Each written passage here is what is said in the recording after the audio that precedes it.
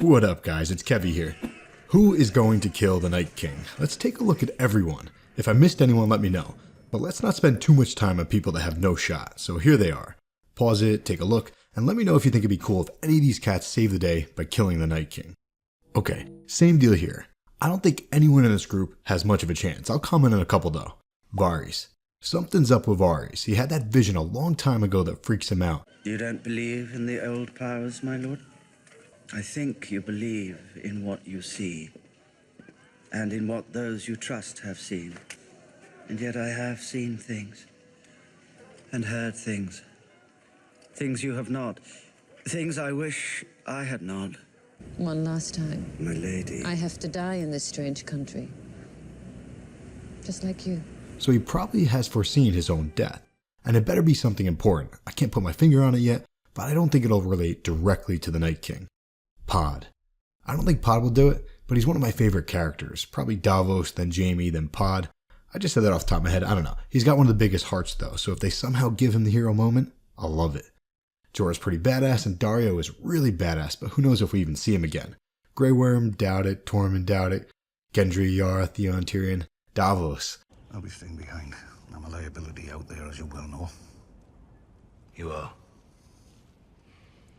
I'd like it, simply because he's my favorite character. Don't worry, we're going to get to the real options soon. But first, same scenario with this next group. I split them out though because these are the bad guys. And yeah, I'm including Melisandre and Kinvara as bad guys because I think the Red Temple, its priest, and its brainwashed followers are terrible, terrible people. They preach about the light and good versus evil, but they are mothers of darkness.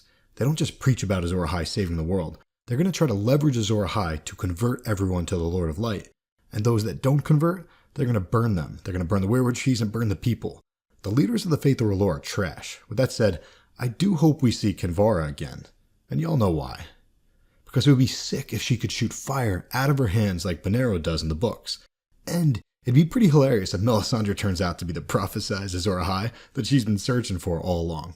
Oh, and the show version of Maggie's prophecy does not have a Valonqar section. So if the show takes Cersei's storyline a different route, if she sacrifices herself to blow up the dead army and the Night King, that'd be pretty cool, a good change in her character arc. And who knows what Qyburn can do. I'd love to see him send Gregor after the Night King. I'd love to see that even more than Clegane Bowl, to be honest, but who knows. Gregor died, at least in the books. I don't think he even has a head in the books. So as much as I'd like to see him fight one-on-one versus the Night King, that'd be pretty awesome, I wouldn't be shocked if the Night King takes control of Gregor and turns him on his own forces like the Golden Company or an elephant.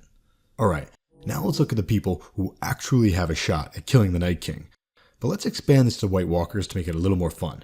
So most of us assume that the babies are converted into White Walkers, and maybe they are. But the most White Walkers that we have ever seen at one time was 12, plus the Night King. I definitely think he was the 13th Lord Commander, and those are his 12 companions. The songs sing of a last hero, and I think those are distorted accounts of what really happened. He was converted into a White Walker against his will, but the kings aren't going to say that. So the singers have made the last hero out to be some willing, brave dude, when really, he was a victim, and now he's pissed. So let's pretend that the babies are converted into non-warring White Walkers chilling up in the lands of always winter, pun intended. And thus, let's pretend that the Night King had his own visions, which shouldn't come as a surprise since he's the most powerful Greenseer by far. If Bloodraven can have visions, if Bran can, if Melisandre can, then the Night King surely can. So let's pretend he has had a vision of Azor Ahai, and him and his 12 White Walker generals are trying to prevent the destruction of their own race. Sam killed one, then Jon killed one at Hardhome, Mira killed one at Bloodraven's tree fort, and Jon killed a dude who was out on a walk with his friends. So in theory, there might be only 8 White Walker generals left, plus the Night King. Mira and Sam have already killed one, so I'm counting them out. But I think Mira's got Dark Sister. If so, she should totally kill another White Walker before the series ends.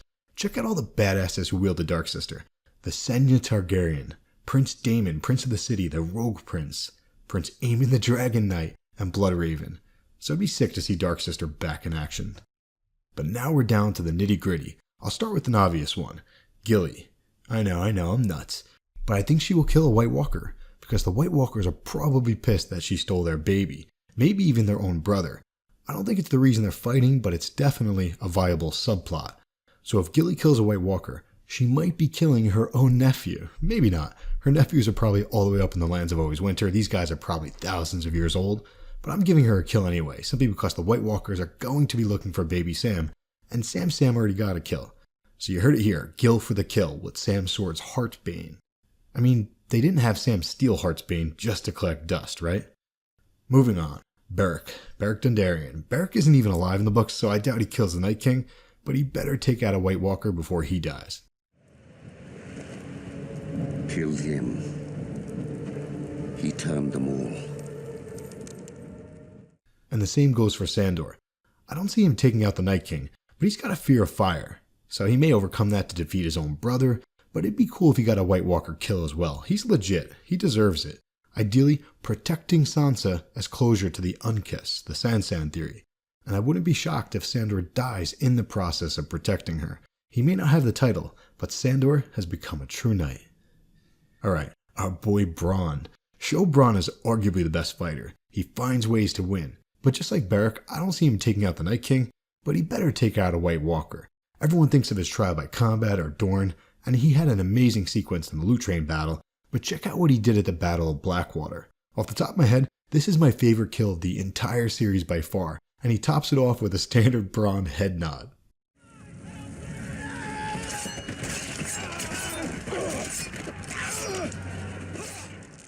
Dany and Drogon. The Red Priests are painting Dany as Azor Ahai, and I believe it, but I also believe that Azor Ahai is the problem. It's the reason why the White Walkers have proactively moved south, to prevent her from destroying them. Do I see Drogon being Lightbringer, Drogon killing the Night King? Nah. I think the Night King's actions are going to prevent the Azor Ahai prophecy from coming to fruition. Let's be real, Drogon is in trouble if the Night King is around. Totally different power levels. Night King is boss level. Next up, Jon Snow. I'm not even going to spend much time in this. I'm sure Jon's the betting favorite in Vegas right now, but I don't think Jon's going to get the kill. But if it is Jon, I hope it's after being pushed all the way down to Dorne so they can use the Dane's ancestral sword Dawn to deliver the killing blow and bring forth the new Dawn down in Dawn.